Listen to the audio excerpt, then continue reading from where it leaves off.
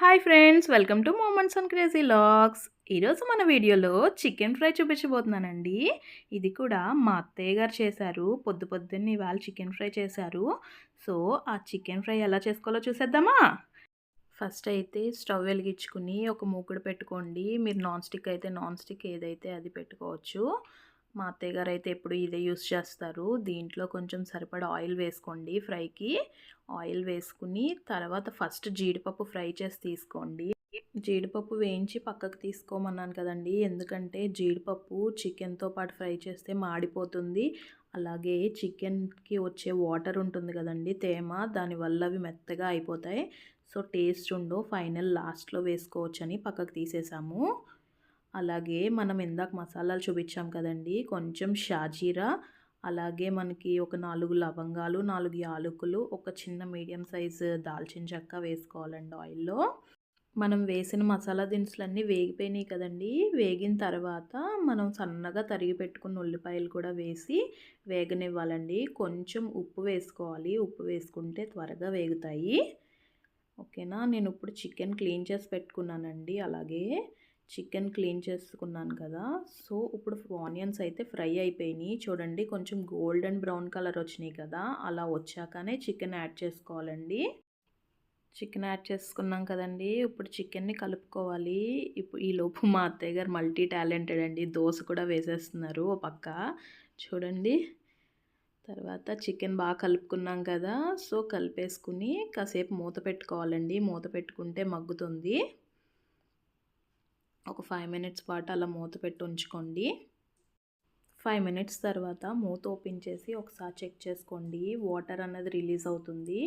So chicken నుంచి water రాగానే అందులో కొంచెం పసుపు, అలాగే కొంచెం కల్లుప్పు, సో కల్లుప్పు కూడా వేసుకున్నాం కదండి. ఇప్పుడు కలుపుకుందాము. బాగా కలిసేటట్టు కలుపుకోండి. కలుపుకుని ఒక 5 నిమిషాల పాటు మూత పెట్టి ఉంచుకోండి. తర్వాత మళ్ళీ మూత ఓపెన్ చేసి అల్లం వెల్లుల్లి పేస్ట్ యాడ్ చేసుకోండి. ఒక 2 టేబుల్ స్పూన్స్ వరకు యాడ్ చేసుకోవచ్చు. చాలామంది అల్లం వెల్లుల్లి పేస్ట్ స్టార్టింగ్లోనే వేసేస్తారు కదండి, చికెన్ వేయగానే వేసేస్తారు. అలా వేయడం వల్ల అడుగంటేస్తుందండి ఎక్కువగా చికెన్ అన్నది. మనం అత్తమాను కలుపుతూ ఉన్నా సరే అల్లం వెల్లుల్లి పేస్ట్ వేయడం వల్ల ఉల్లిపాయలు, చికెను అన్నది బాగా అడుగంటుతుంది. మనం ఇలా మధ్యలో వేసుకోవడం వల్ల మనకి అల్లం వెల్లుల్లి పేస్ట్ ఫ్లేవర్ బాగా తెలుస్తుంది. అలాగే మనకి అడుగంటదండి, బాగా వేగుతుంది చికెన్ కూడా. సో నెక్స్ట్ కారం యాడ్ చేసుకోవాలండి. మేమైతే కారం తక్కువ తింటామండి, అందుకే ఒక స్పూనే వేసుకున్నాము. మీరు గనక ఎక్కువ తింటే గనక మీకు సరిపడ వేసుకోండి. సో కారం వేసాం కదండి, కారం అంతా కలిసేటట్టు ఒకసారి బాగా కలుపుకోండి. కలిపిన తర్వాత మీడియం ఫ్లేమ్లో పెట్టి వేయించుకోండి. మూత పెట్టకండి, మూత పెట్టకుండానే వేయించుకోవాలి. సో చికెన్ కొంచెం ఫ్రై అయింది కదండి, ఈ స్టేజ్లో మనం కొంచెం ఎండు కొబ్బరి వేసుకుంటే చాలా బాగుంటుందండి. 3 to 4 టేబుల్ స్పూన్స్ వరకు వేసుకోవచ్చండి ఎండు కొబ్బరి, చాలా బాగుంటుంది అది వేగి ఫ్రైతో పాటు. సో వేసుకుని బాగా కలుపుకోవాలండి. కొంచెం వేగే వరకు కలుపుకొని తర్వాత ఫైనల్గా కొత్తిమీర వేసేసుకోవచ్చండి. కొత్తిమీర వేసుకుని దాంట్లో ఒక 1.5 టీ స్పూన్ వరకు పొడి మసాలా యాడ్ చేసుకోండి. మీరు ఇంట్లో దంచింది అయితే ఇంట్లోది వేసుకోండి.